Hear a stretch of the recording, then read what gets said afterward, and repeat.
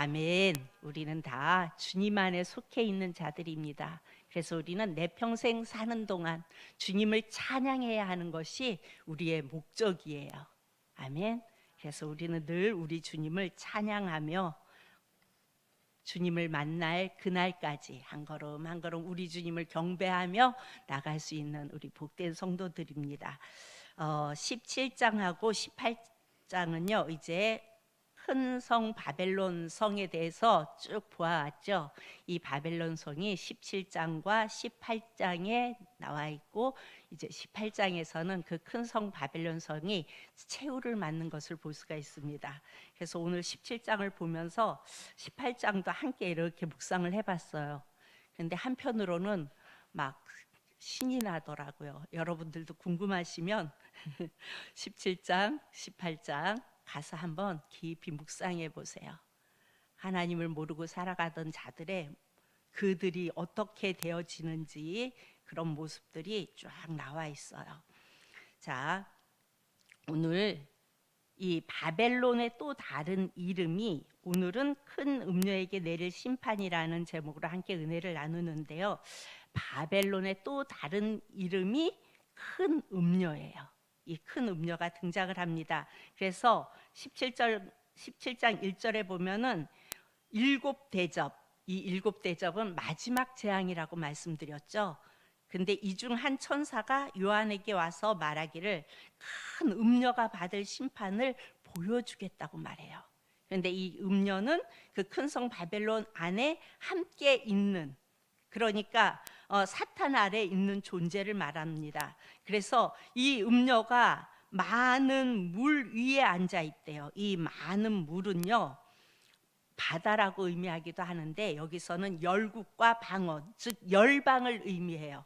온 세계의 나라들. 그러니까 많은 나라 위에 지금 음녀가 앉아 있는데 여기 앉아 있다 이 표현은 우리가 요한계시록에서 계속 봤죠. 앉아 있다라는 표현은 그 영향력 아래에 있다는 뜻이에요.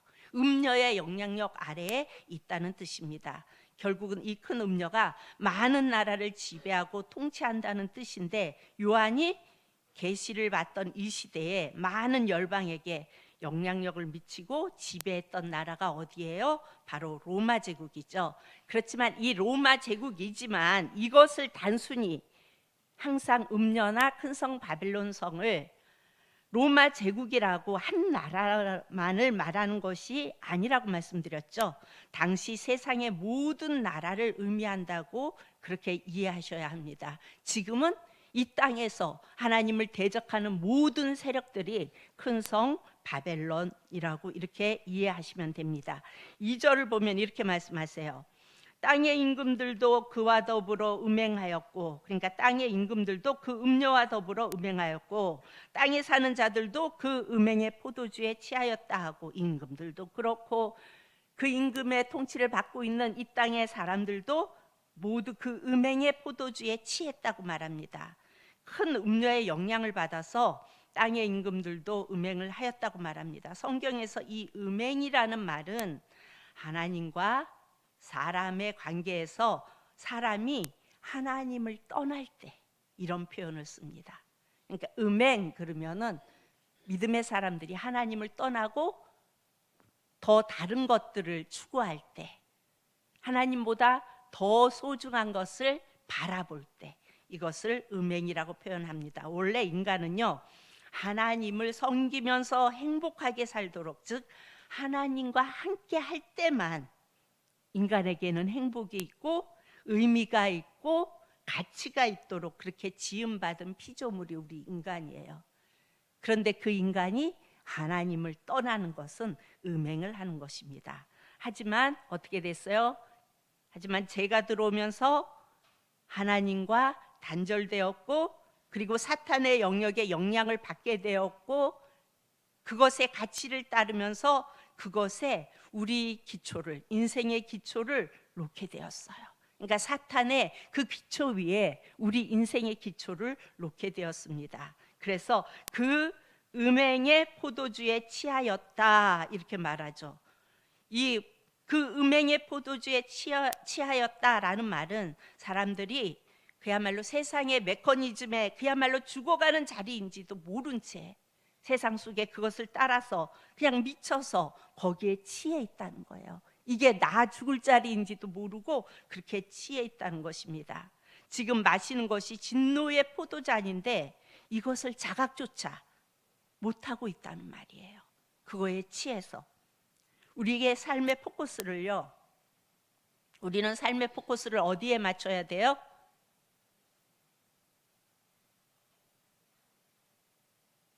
여기 있잖아요. 네, 예수님. 우리는 삶의 포커스를 예수님께 맞춰야 돼요. 그런데 세상 사람들은 어때요? 내 주관 속에서 세상의 포커스를 맞추죠. 세상이 어떤 그런 것들에 포커스를 맞추고 살아가요. 그런데 그것은 지금 이것이 내가 마시는 이 잔이 진노의 포도주 잔인지도 모르고 취해서 그렇게 살아가는 것입니다. 오늘 3절 4절을 봅니다. 3절 시작.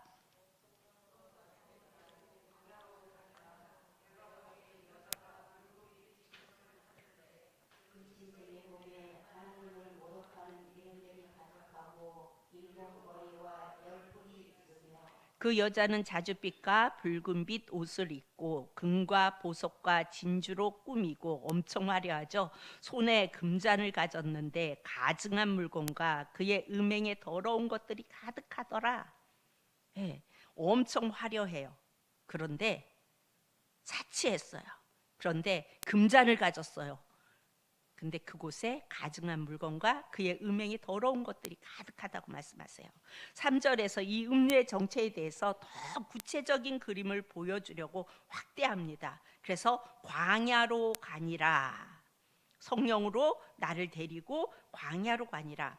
여러분, 광야는요, 사탄이 통치하고 활동하는 공간입니다. 그런데 하나님이 요한을 이곳으로 데려가 광야의 광경을 보여주세요. 그런데 여자가 붉은빛 짐승을 탔는데 이 짐승에 올라탄 여자도 붉은 빛깔의 옷을 입었어요. 그리고 이 여자의 모습이 굉장히 사치스럽고 화려합니다. 손에는 금잔을 들고 있어요. 이 화려한 금잔 안에 무엇이 담겼는지 보았더니 가증한 물건과 음행의 더러운 것들이 가득합니다. 아무리 금잔을 들고 있어도, 아무리 화려하고 뭔가 이룬 것 같고 멋있어 보여도 여러분, 예수 안에 있지 않으면 그것이 아무것도 아님을 말씀해 주고 있어요. 여러분, 세상에 누리고 사는 사람들이 부럽습니까? 여러분, 하나도 부러워할 게 없어요. 우리는 예수 안에 있으며 누리면은 부러운 거예요. 그렇죠? 그런데 예수 안에 있지 않고 누리는 그 모든 것들은 다 가증한 거라고 말씀합니다. 여기 짐승과 여자가 같은 색의 옷을 입고 있어요. 붉은색 계열. 뭐예요? 둘이 동맹관계라는 것을 말해주는 거예요. 한편이라는 것입니다. 즉 로마 제국이 사탄의 영역에서 사탄의 지시와 통제를 받고 있다는 것입니다. 이 밑에 그 로마 제국 밑에 또 열방이 있어요. 이들도 사탄과 로마 제국의 통치하에 근거한 가치로 그 영향을 그대로 받고 있어요. 전부 그럴듯하게 사치스럽고 어찌 보면 성공한 모습처럼 보이지만 이들은 하나님을 떠나 있는 더러운 것들이라는 말입니다. 가증한 것들이라는 말입니다. 예수님을 모른 채 잘 살아가는 그런 세상 사람들을 여러분 부러워하지 마세요. 18장에 넘어가면요, 아, 정말 부러워할 게 아니구나 라는 게 여러분들이 확 느껴질 겁니다. 자, 5절 6절을 봅니다. 그의 이마에 이름이 기록되었으니 비밀이라, 큰 바벨론이라, 땅의 음녀들과 가증한 것들의 어미라 하였더라. 6절 시작.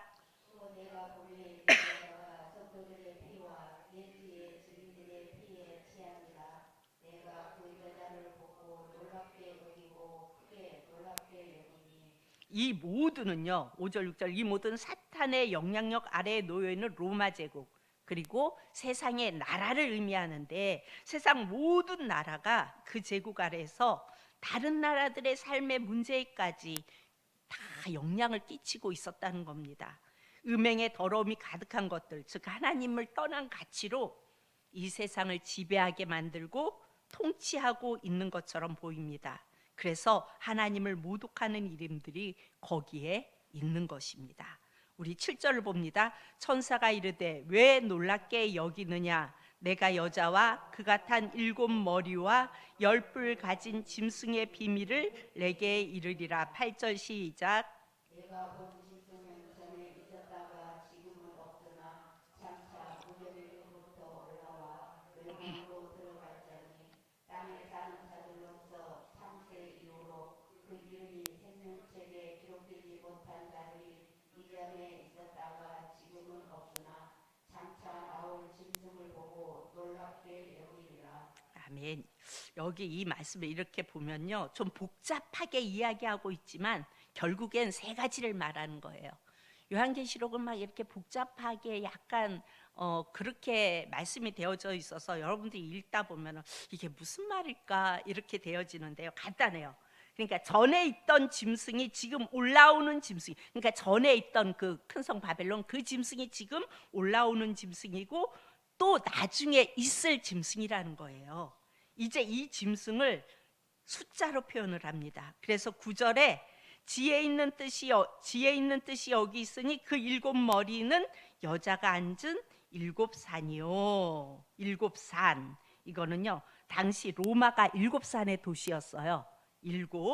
그러니까 7산은 로마 제국의 지형을 의미합니다. 그래서 로마 제국이 7산이 이렇게 겹쳐져 있는 그 위에 로마가 세워졌어요. 그래서 로마는 7산 위에 지어진 도시로 7산의 도시라고 이렇게 부르기도 했었습니다.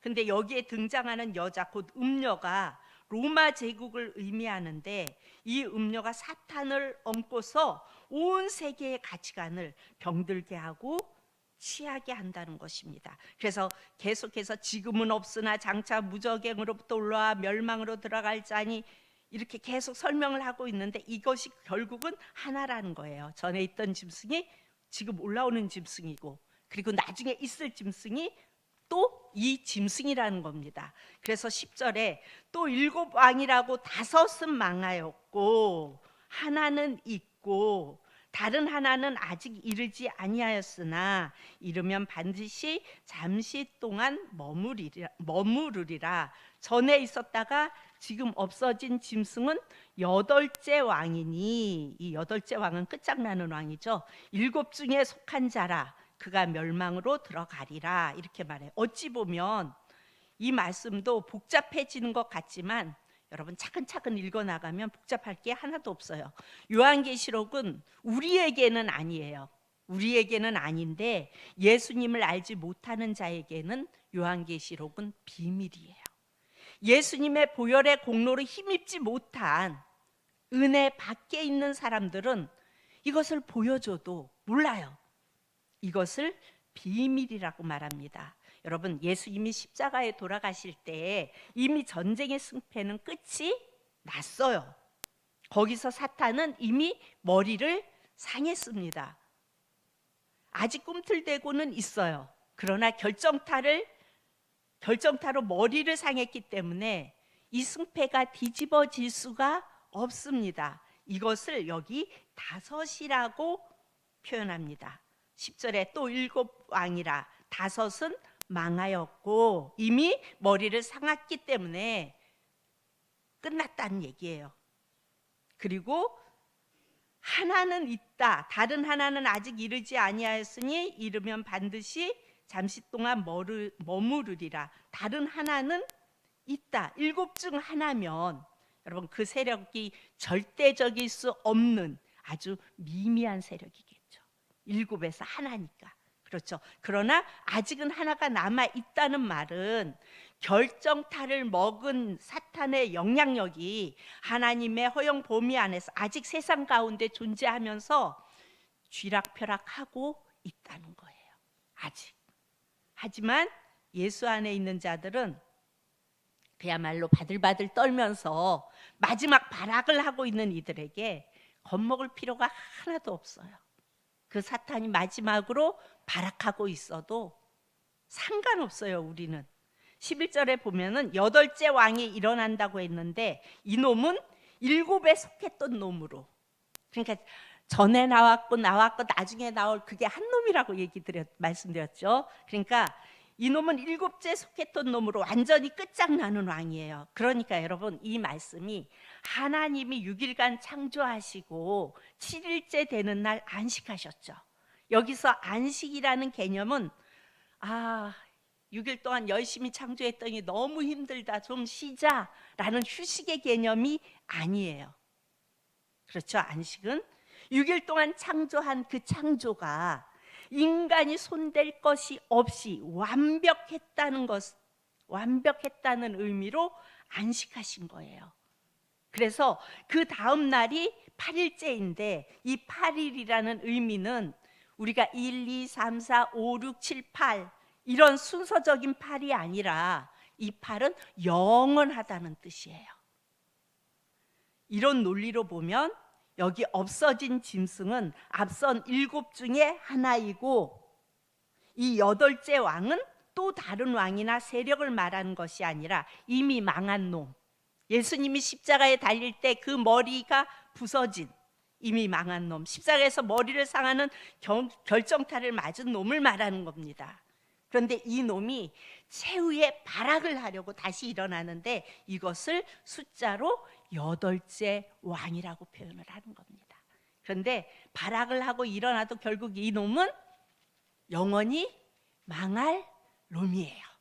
그러니까 우리가 염려할 필요가 없어요. 그렇지만 이런 표현을 하고 이것이 마지막 성도를 괴롭히는 것처럼 그렇게 보이지만 곧 이 왕은, 그러니까 이 세력은 영원한 멸망으로 들어갈 것입니다.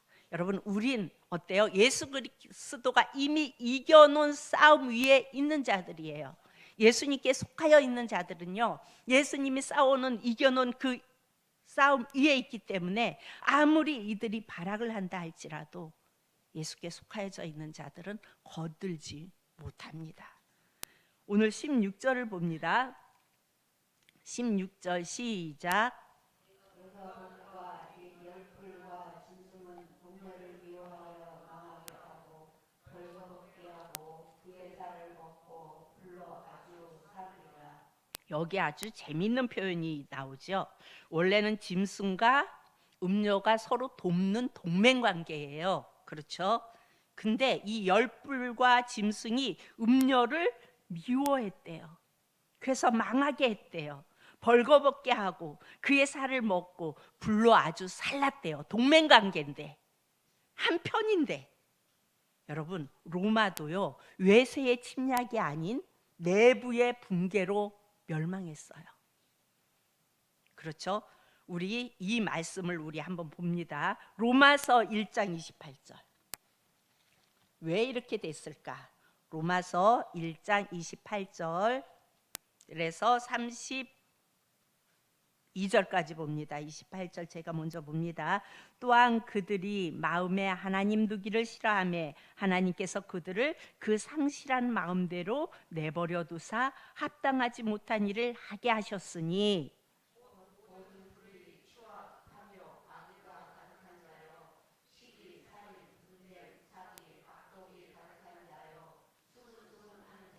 비방하는 자요, 하나님께서 미워하시는 자요, 능욕하는 자요, 교만한 자요, 자랑하는 자요, 악을 도모하는 자요, 부모를 거역하는 자요, 우매한 자요, 배약하는 자요, 무정한 자요, 무자비한 자라.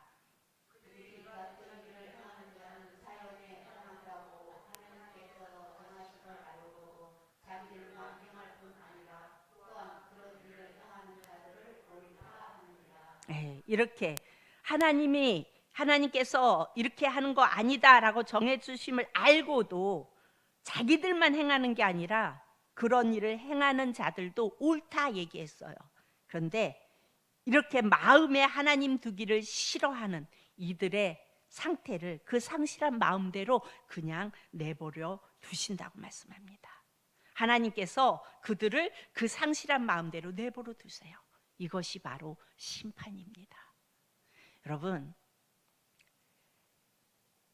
예수님을 떠났다가 뒤지게 얻어맞고 절룩거리면서 예수님께 돌아오는 게 복이에요, 그냥 심판에 내버려 두는 게 복이에요.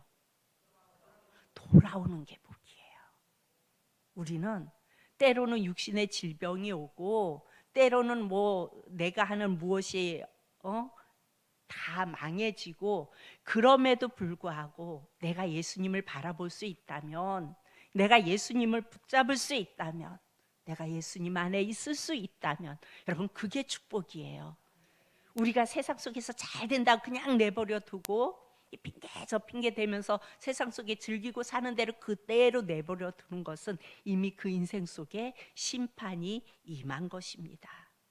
마지막 이 세상의 구조는요, 스스로 진노의 포도주 잔을 먹고 마시면서 취해서 그야말로 불빛을 보고 뛰어드는 불나방처럼 그렇게 뛰어들어 스스로 망하는 거예요.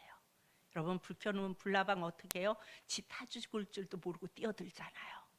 그런데 예수님에 속해 있지 않는 영혼들은 지 죽을 줄 모르고 그 세상 속에서 그냥 정신없이 그렇게 살아가는 것을 볼 수가 있습니다. 여러분, 옛날에는요, 총칼이었고 핍박이었어요. 우리 믿음 생활하는 데 있어서. 그러나 지금은 총칼이나 핍박보다 더 무서운 세상의 큰 음료, 바로 뭐예요? 만몬, 돈, 물질입니다. 이것이 우리를 끌고 가요. 문제는 그리스도인들까지도 그 만몬에, 그 물질에 물들어가고 있다는 것입니다. 예수님 안에 있고 예수님을 바라보면 예수님께서 우리의 필요를 채우시고 우리를 복되게 하시고 우리의 모든 것들을 다 이루어 가세요. 그런데 어때요? 세상 사람들은 내 주관 속에서, 내 주권 속에서 생각하고 일을 만들고 막 어떻게 해서라도 내 뜻대로 해보려고 막 노력하고 달려가잖아요. 그런데 역사는 돈으로 끝나는 것이 아닙니다. 14절을 우리가 다 같이 봅니다. 14절 시작. 그들이 시작.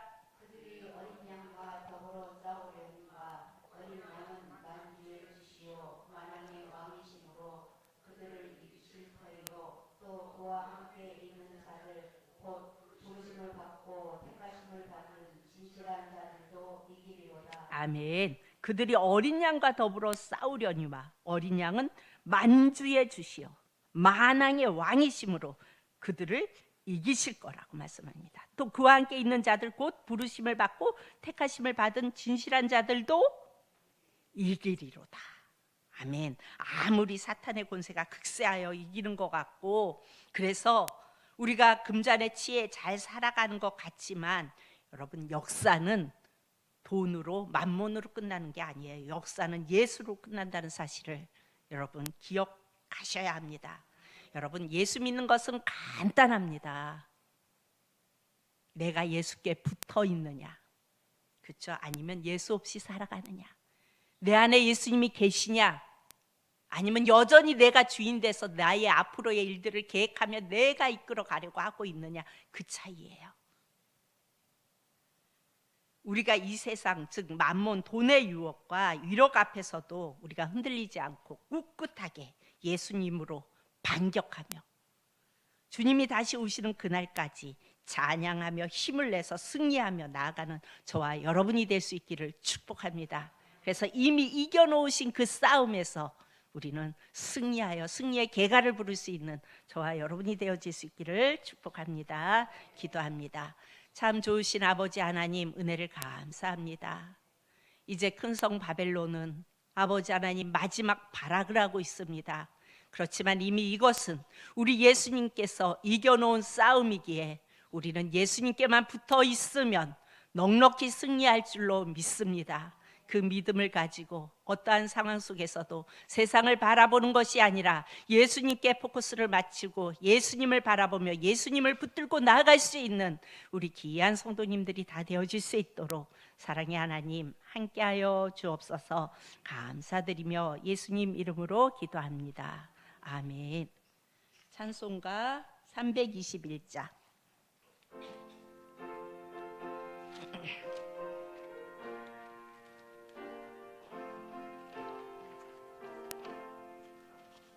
날 대속하신 예수께 내 생명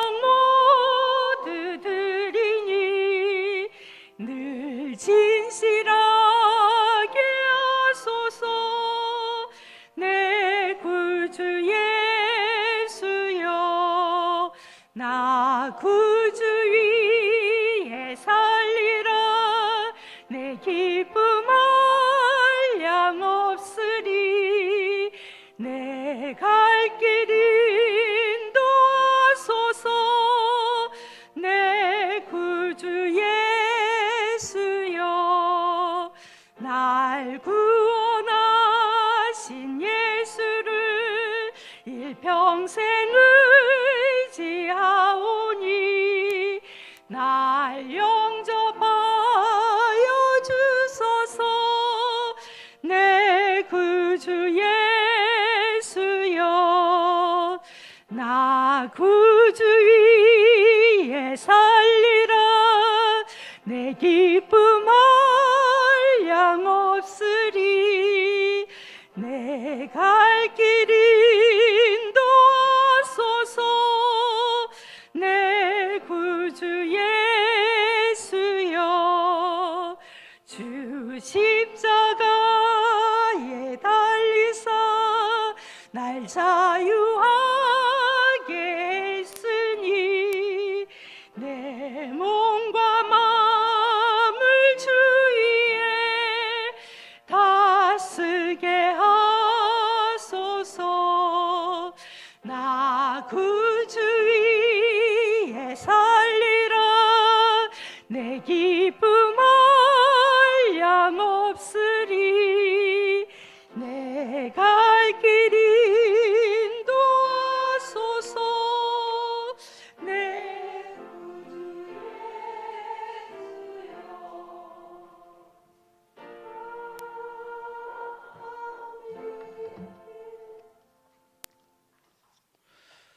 우리 큰 성 바벨론 성은 그야말로 오늘날 이 시대에도 우리에게 위협을 하고 있고 우리를 하나님 앞에 서지 못하도록 늘 공격하고 있다는 사실입니다.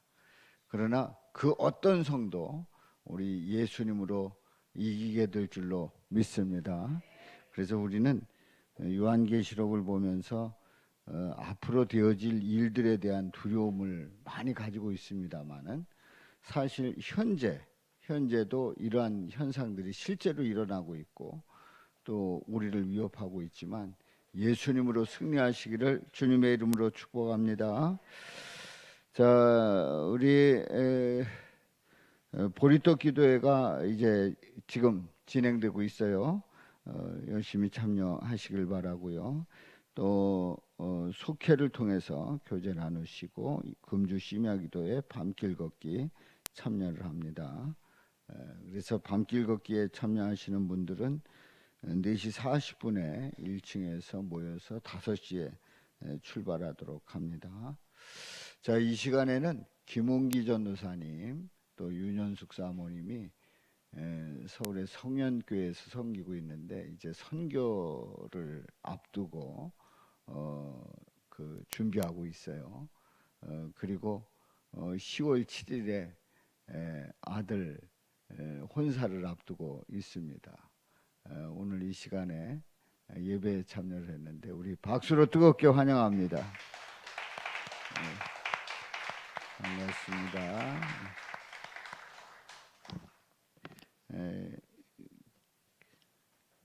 교회를 떠나서 이제 성현교회 섬긴 지 얼마 안 된 줄 알았더니 5년 됐다고 그래요. 5년. 벌써 5년 됐어요. 아이고. 아무튼 가서 사역을 잘 하고 또 선교사로 이제 내년 4월에 안수를 받고 미리 떠나는 거죠. 1월에 가죠. 그리고 4월에 목사 안수 받으러 와요.